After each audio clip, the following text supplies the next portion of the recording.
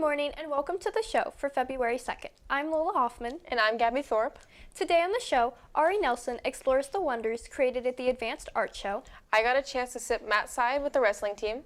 Kyleigh Devine has a new segment that we're excited about. And we'll get you caught up on what's happening around campus. Welcome to the show.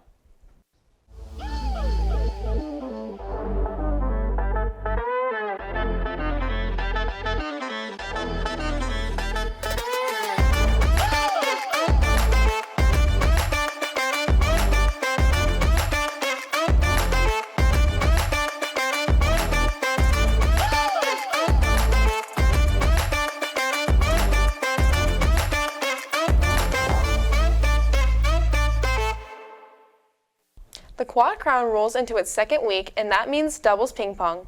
But before the competition hit the tables, it was Wyatt Milliken who played his cards just right and took home the first quad crown event, Uno. Congratulations, and if you were wondering who was leading the overall race for the quad crown title, it was Wyatt Milliken. That's right, Gabby. Check your texts and emails for ping pong match times. Hit the quad to sign up for the third event of the quad crown, Mario Kart. Action starts on February 9th. Art is an essential part of every student's education at Colfax, and for some it is the most essential. Many of those students pursue the art curriculum at the highest level, and the result of that effort can be seen in grand fashion twice a year. The Winter Advanced Art Expedition is in its first of the two art shows and showcases IB, AP, and Advanced Ceramics students' best work. CTV was there to take it in, and Ari Nelson with Allie Montgomery have this story. Last term's Advanced Winter Art Show was outstanding. Painting, ceramics, and sketchwork created by our peers who went all out to express their creative vision. These students have been working all term with the goal of this show in mind. So it takes a lot of time and dedication and effort, and most of the kids in this show have been making art for the past few years, like since they got to Colfax. They've been working on refining their craft, and so by the time they've gotten to this term, they know exactly the media they love. For this art show, the goal was to create pieces that stood out to each individual person, something that could express their opinions, beliefs, and views in their own personal style. For me, what inspired me for my pieces was I wanted to show that even in dark times, there's still things that are bright, there's still things to be joyous about, there's still parts of the world that are happy. Yeah, my favorite medium's watercolor. My theme was ocean, so it inspired all my things to be ocean themed. Students had the entire first term to work on the show. Working with their own creativity, they needed to make 3 to 9 pieces to present by winter that managed to show off their personality and true feelings. Aspirations for this show were for students to be celebrated by their family and friends and by their peers and teachers. When they work so hard and they have so many skills, it's just really fun for the community to be able to see it instead of just their teachers and their classmates. One specific student has set an example for future artists regarding passion and work ethic. Coda Hampman, a senior who graduated in early December, consistently pours himself into his creations. Coda Hampman is unique as an artist because he is practicing his skill at a level that is a professional working artist. He could be paid and probably make a full-time living wage right now for the work that he's doing. So this year I focused a lot on my college art portfolio, and for me that meant I put together a story pitch for if I made an animated movie. Well, I designed characters, environments, I made fake screenshots in CinemaScope lens, aspect ratio, and then I did a lot of observational studies. So I drew a lot of buildings, drew a lot of people. I think that Coda has impacted the art program by setting an example of what an artist can be if they take the time and have the passion to put into their craft. We think the world of him, and we're so impressed with the ways he has impacted our programs and community. Hampman was awarded the Department Student of the Month award just days before graduation. This is a testament to his persistent ability to create beautiful pieces, and his legacy won't ever be forgotten at Colfax High School. This year's art show posed a challenge to artists who showed their work. They met that challenge and, in the process, highlighted their diversity and unique talents. This art show won't be the last, as this term's artists are already hard at work for the new show in spring. We will anxiously await their creations. For camera ops Van Lanny, Zach Gramolini, and Sophia Bavard, editor Allie Montgomery, I'm Ariana Nelson reporting for CTV. That volume of creativity is hard to process. I'm already looking forward to the spring show. There is no stopping the creative energy on the Colfax campus, Lola.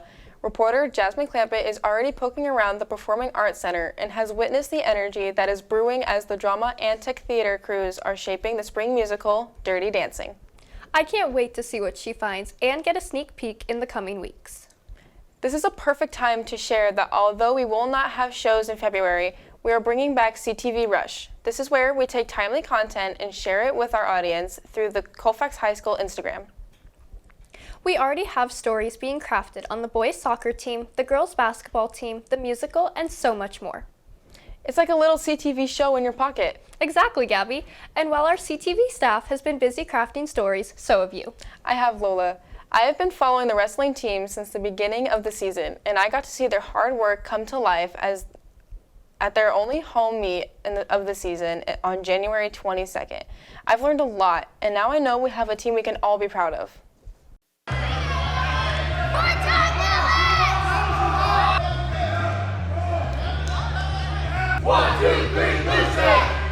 Senior team captain Lucian Bernhard has been wrestling for varsity for 4 years, climbing the ladder to make it to the Masters tournament last season and being ranked in the state in the preseason.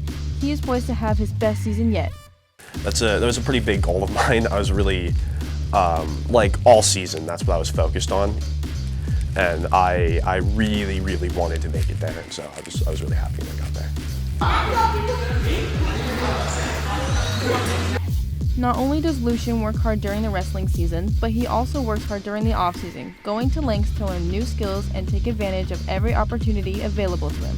Just with other coaches, I go up to Bear River and NU occasionally, and I wrestle with some of their coaches and heavyweights. And I try to get out there and I try to see as many different opponents and coaching styles as possible, just to absorb as much knowledge as possible.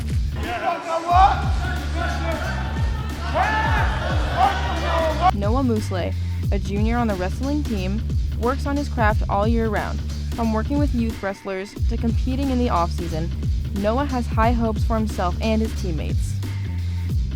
Some wrestlers I would like to see go to Masters are Dallin, McDade, Lucian Bernard, and Carter Bizagna. Getting to that mark will take his best effort and leadership of fellow seniors. In addition to filling our heavyweight slot, Lucian brings a lot of determination and team unity. Being a team captain requires Lucian to lead by example, and that includes setting long-term goals. The best heavyweight in the league for a couple years now. I don't know if that's really going to change. I know there's a couple of kids from schools outside the area. I'm looking forward to Masters in State, and I'm trying to get a feel out for who the competition's going to be. Winning means a lot to Lucian, and the well-being and growth of his teammates has equal value. Just being there for when people are feeling down. You know, if you lose a match and you're having a rough time, just being there as a pillar for like an underclassman and someone to talk to and get advice from. But I'm going to be there to help keep things moving and help people stay confident. In addition to the goals of the team, both Noah and Lucian share the same goal, to get the team to Masters this season. I hope as a team we send some wrestlers to Masters this year, which is a pretty rare occurrence for our team. I'm really looking at Masters and State. I'm really trying to get good placement and good ranking so that I can have at least some contention for some of the higher placements. Though wrestling is one of the more challenging sports due to all the physical demands, the wrestlers find it easier to focus on themselves due to the solo aspect of the sport. It's just you out there. There's no one else. A lot of the time you can barely even hear your coaches when they're yelling from the side of the mat. And while every success is yours, every failure is also yours. The Colfax wrestling program is driving to reach new heights. Reporting Matt side with camera ops Jasmine Clampett and Allie Montgomery, I'm Gabby Thorup for CTV. The wrestling team will be at the PVL Championships this Saturday. The girls basketball team passed a major test in the PVL when they beat Lincoln for a second time last Wednesday, 50-28, to remain undefeated in the PVL. The boys basketball team has been racked with injuries and sickness, but are keeping their championship hopes alive when they go on the road Monday to Mira Loma, home on Wednesday against Wheatland, and cap the week with a road trip to rival Bear River. Camera op Stuart Okunami is with the snowboard team as we speak, and we'll have a CTV Rush story coming out soon to highlight a boys and girls team pushing for the top of the league. The girls soccer team remains focused on a perfect PVL season before shifting their attention to the playoffs that start on February 18th. They play Oakmont on the road Tuesday before coming home to Martello Stadium on Thursday for their final match against Marysville to win the PVL with a perfect record. Hard to believe it, but we are already planning for next year. In advisory today, freshmen, sophomores, and juniors will be preparing for course preview day, which is tomorrow, while the seniors will be business as usual in advisory and heading to a special senior assembly on Tuesday. As I understand it, we will be learning about scholarship opportunities, graduation, and all the topics that matter to seniors, hopefully even something about the senior barbecue and early yearbook distribution. Your guess is as good as mine, Gabby, but what I do know is course preview day means ASB elections are coming soon. This year, there will be another office on the ticket, student board member. Our new segment, Walking the Quad with Kyleigh, is a perfect way to get everyone tuned in about what this is all about. Hi, I'm Kyleigh Devine, and welcome to my new segment called Walking the Quad with Kyleigh. For our first episode, we're going to be walking the quad with our senior student board member, Adam Weingart. Hi, Adam. Would you like to introduce yourself? Yeah. So hi, everyone. As Kyleigh said, I'm Adam Weingart, and I'm the student board member. Thank you, Kyleigh, for having me. I'm really happy to be on here. We're excited to have you. For our first question, we're going to start it off a little basic. Do you believe in ghosts? I would say no. I feel like I'd be haunted by now. What's your favorite food? I definitely have to go clam chowder in a bread bowl specifically. I had some really good clam chowder on the beach. Oh, that sounds nice. Yeah. What's your favorite show? My favorite show, it's been like my favorite since I was a kid. It's a Star Wars show. It's called Clone Wars. It's definitely my favorite. Awesome. Looking back at your time here, what has been your favorite memory on campus so far? My favorite memory is probably last year in AP Physics. Our final project, we had to demonstrate physics in real life. So we made like a cinematic video of us playing spike ball and then incorporated physics into it. It was a lot of fun. Yeah. That sounds fun. If you could give your freshman self one piece of advice, what would it be? I think I'd tell my freshman self to kind of try and get involved sooner, especially with clubs. I mean, that's a really big part of Colfax and a great way to get involved and just get more experience. That's a great advice for everyone here on campus. What was the specific moment or reason that made you decide to run for student board member? It was definitely last year. I remember there was a lot of chaos and kind of just controversy going on at the district. And our last year student board member, Ruby Muscle, just throughout that entire time, she would always advocate for the student and fight for what we believe in. Totally agree. In simple terms, what is a student board member and who are you representing? Yeah, so the student board member represents the students at the district level though. Mm-hmm. So that kind of trickles down to eventually the student day-to-day. What does your role actually involve on a day-to-day basis? Yeah, so on a day-to-day basis, first of all, being a student, that's the most important part. And also just trying to hear from as many different students as possible, get their perspectives, what's challenging, what things are going on at school, good and bad. And I can bring those up to the board meetings and give them insight into what's happening. Awesome. How does having a student voice in those meetings actually translate to real changes for students on campus? Yeah, totally. Having the student perspective at the district level is vital because the school board is there to serve the students and to give them a good education and experience.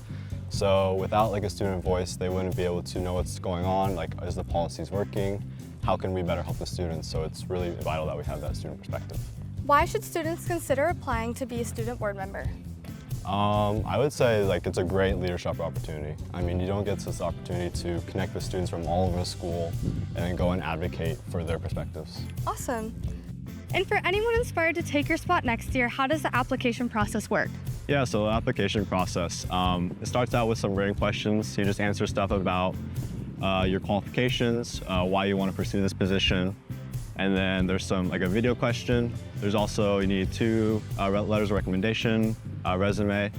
And actually next year there's gonna be like a school-wide election. So you have to be elected by the student body as well. Oh, awesome. Represent them, yes. And for students watching who are ready to run, where can they pick up the application and when is it due? So there's more information on the PUHSD website, and it'll be under the student board section. So then you can find out more, and the application will be posted soon. Awesome. Thanks for walking the quad with us, Adam, and thanks for representing us. I'm excited to see who will step up for this opportunity in 2027. Until next time, this is Walking the Quad, and I'm Kylie Devine. Great work, Kyleigh. I'm looking forward to your next guest. We'll be signing off until March 9th and turning our efforts to CTV Rush, so tune in for some great content there. Until then, I'm Lola Hoffman. And I'm Gabby Thorup. Have a great week, Colfax.